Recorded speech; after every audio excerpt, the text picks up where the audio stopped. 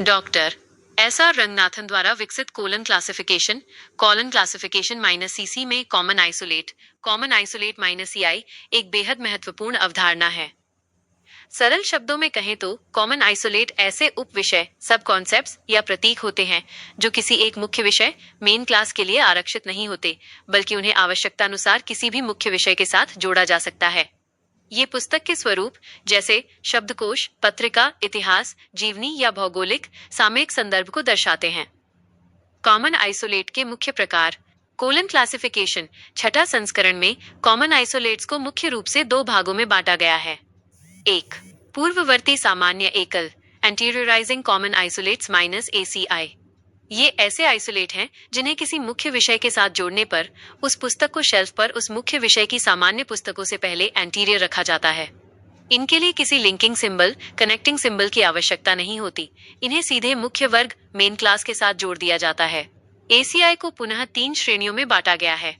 T1, host facet से पहले प्रयुक्त। जैसे ही इन्हें मुख्य वर्ग के साथ जोड़ा जाता है, ये उसे विशिष्ट बना देते हैं। A- bibliography, C- कॉन्कॉर्डेंस, D- directory, K- encyclopedia. उदाहरण, X के अर्थशास्त्र का विश्वकोश, एनसाइक्लोपीडिया ऑफ इकोनॉमिक्स, जहां X मेन क्लास है और K ACI है। T2, टाइम फैसेट के बाद प्रयुक्त। इन्हें समय टाइम तत्व के बाद जोड़ा जाता है। M- आवधिक प्रकाशन, पीरियोडिकल।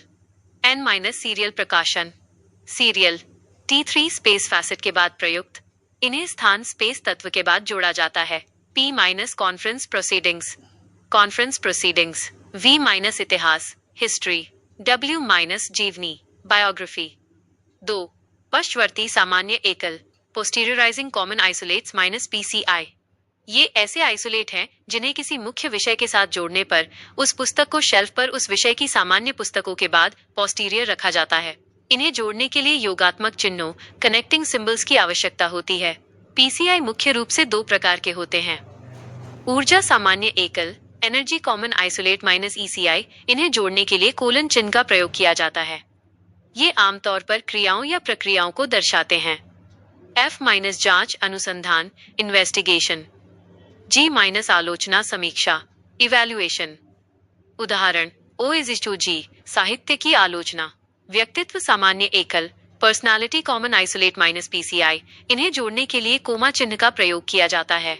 ये मुख्य रूप से संस्थानों, सम्मेलनों या प्रशासनिक निकायों को दर्शाते हैं। F- अनुसंधान संस्थान, रिसर्च इंस्टीट्यूशन।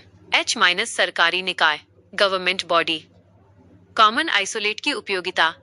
लचीलापन, फ्लेक्सिबिलिटी। वर्गीकरणकर्ता को हर विषय के लिए बार बार नए नंबर नहीं बनाने पड़ते।